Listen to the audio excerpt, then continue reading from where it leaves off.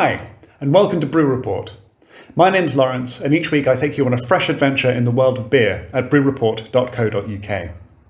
The end is in sight. It's not long now until lockdown will officially be over, and shorter still await until we see a return to meeting up with those friends that we've missed so much over the last few months.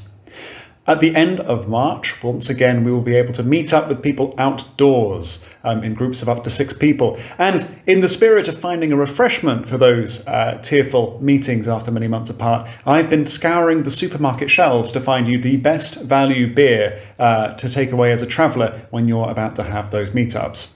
As a result, we're here with Mikkeller Side Eyes. This is a pale ale from the Danish brewers, available in 330ml cans from Sainsbury's with the price at around just over £2. Frequent followers of the blog will remember I've reviewed this beer before. I picked it up as part of a selection from my visit to Mikkeller's brew pub last year. What I'm hoping to do here is test whether they've been able to maintain that quality as they've scaled up production, and as now this beer is available far more widely in supermarkets across the country, to give a bit of guidance about what to expect there.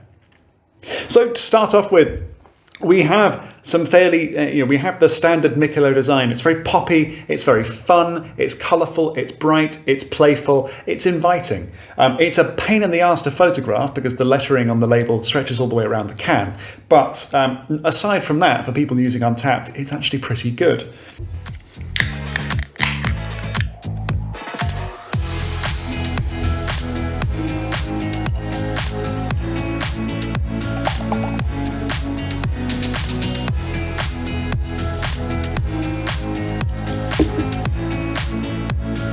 Once we crack into this can, we're greeted with a beautiful sort of pale copper beer, mostly transparent, a very slight amount of cloudiness, and a thick white head that sort of goes all craggly and bubbly as it dissipates.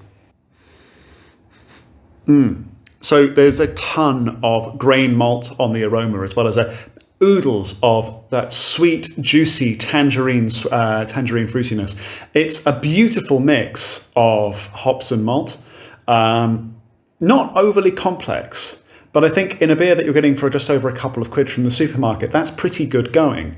And I'm looking forward to just how easily this goes down. The palate is similar. There's more of that sweet, juicy tangerine fruitiness as things start, but that's backed up by a baseline of more grain malt flavours and a little bit of biscuity malt in there as well. That balances things out quite nicely. Over the top of that, you've got just enough hoppy bitterness to keep things interesting and to sort of dry the mouth out a little bit as you anticipate the next sip. There's a hint of what I think might be sherbet in there. Again, that sort of essence of dib-dab. It's a little bit fizzy in that sort of flavoury sense, which is not at all unpleasant, and again, keeps me wanting to go back for another sip. This isn't a terribly complex beer. What we have instead is a number of more simple elements done very well. That baseline of grainy, biscuity malt flavour, over the top of that juicy, fruity tangerine sweetness, and then riding over the top of that again, we have just enough bitterness to keep things interesting. I'd recommend this beer to just about anybody, honestly. When I reviewed it first time around last year, I said it would be fantastic with a barbecue. It's got enough hoppy bitterness to cut through some of those smoky barbecue flavours, and I think that still stands in the version we've got here. I don't think we've seen a drop in quality as a result of the increase in scale that comes with selling through supermarket channels.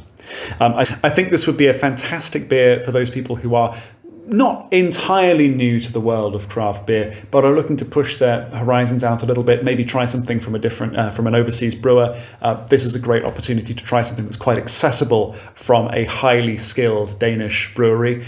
It's also going to be appealing to those people who are a little bit more sort of adventurous in their beer tastes. They like the bitterness, they like the high IBU beers. This has enough bitterness, I think, to keep things interesting, but it is still very accessible and very affordable and very widely available, which means if you are looking for something to pick up on the way to one of those barbecue meetups, this very much fits the bill.